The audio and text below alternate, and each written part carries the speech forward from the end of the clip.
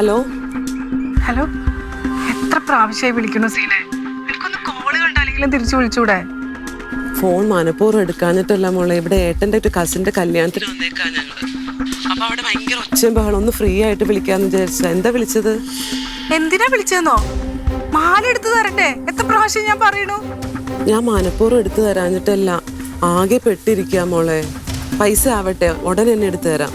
നീ ഒരു മാസത്തേക്കെന്ന് പറഞ്ഞ് വാങ്ങിച്ചിട്ട് ഇതിപ്പോ മാസം 5 കഴിഞ്ഞു. നിന്റെ ജീവിതം വെച്ചിട്ടാ കളിക്കുന്ന സീനെ. എനിക്ക് ഏട്ടന്റെ സ്വഭാവം അറിയുന്നതല്ലേ. പുള്ളി എങ്ങനെ തറഞ്ഞു കഴിഞ്ഞാ? ഞാൻ മനഃപൂർവ്വം എടുത്തു തരാഞ്ഞിട്ടല്ല, ആകെ പെട്ടിരിക്കാ മോളെ. ആ പെട്ടതിപ്പോ ഞാനാ. നീ വന്ന് കരഞ്ഞ് കാല് പിടിച്ചപ്പോ ഞാൻ കണ്ണടച്ചാ മതിയായിരുന്നു. ഞാനിനി എന്താ ചെയ്യാ? നീ എനിക്ക് മാല എടുത്തു തന്നേ പറ്റുള്ളൂ. ഇതിപ്പോ ഷാരിയുടെ പറച്ചിലിട്ടുണ്ടെന്നുണ്ടെങ്കിൽ പൈസ മനഃപൂർവ്വം കയ്യിൽ വെച്ചിട്ട് തിരിച്ചു തരാത്ത ആൾക്കാരാണ് ഞങ്ങളെന്നാണല്ലോ. പൈസ റെഡിയാവട്ടെ, ഉടനെ തന്നെ തിരിച്ചു തന്നേക്കാം.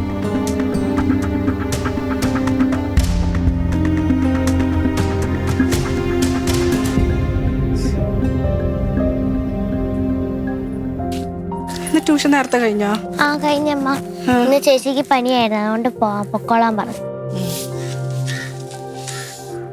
എന്താണ് അമ്മയും മോളും ഒരു ചർച്ച? ഒന്നുമില്ല ചേച്ചി, ഞാൻ ചുമ്മാ ഫോണിൽ സംസാരിച്ചോണ്ട് നിൽക്കായിരുന്നു.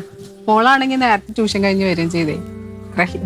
മോള് ചെല്ല്, അമ്മ പാലെടുത്ത് വെച്ചിട്ടുണ്ടാ കുടിക്കണേ. ശാരി ഇപ്പൊ ഒന്നും കാണാനില്ലല്ലോ മുറ്റത്ത്. സത്യം പറഞ്ഞാ പേടിച്ചിട്ടാ ചേച്ചി. മുറ്റത്തേക്ക് ഇറങ്ങിക്കഴിഞ്ഞാൽ ചേച്ചിനെ കണ്ടിട്ട് മിണ്ടാതെ പോകുന്നത് എങ്ങനെയാ? മിണ്ടിക്കഴിഞ്ഞാ അതെങ്ങാൻ ഇവിടുത്തെ അമ്മ കണ്ടു കഴിഞ്ഞാൽ അത് ഏട്ടനോട് പറഞ്ഞു കൊടുക്കും. അന്ന് പിന്നെ ഫുൾ പ്രശ്നം. ആ ഇവിടുത്തെ ചേച്ചിയുടെ സെയിം സ്വഭാവം തന്നെ അനീഷിനും. ആരോടും ഒരു സഹതാപവും ഇല്ല, സ്നേഹവും ഇല്ല.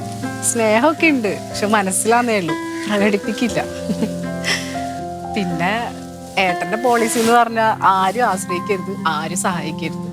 പിന്നെ മുൻകോപം, ദേഷ്യം വന്നു കഴിഞ്ഞാൽ പിന്നെ ഉപദ്രവിക്കെങ്ങനെ ചെയ്യൂ? ഉപദ്രവിക്കൊന്നുമില്ല, മാരയായിട്ട് പറഞ്ഞു കളയും. പിന്നെ ഒന്നും പറയണ്ട.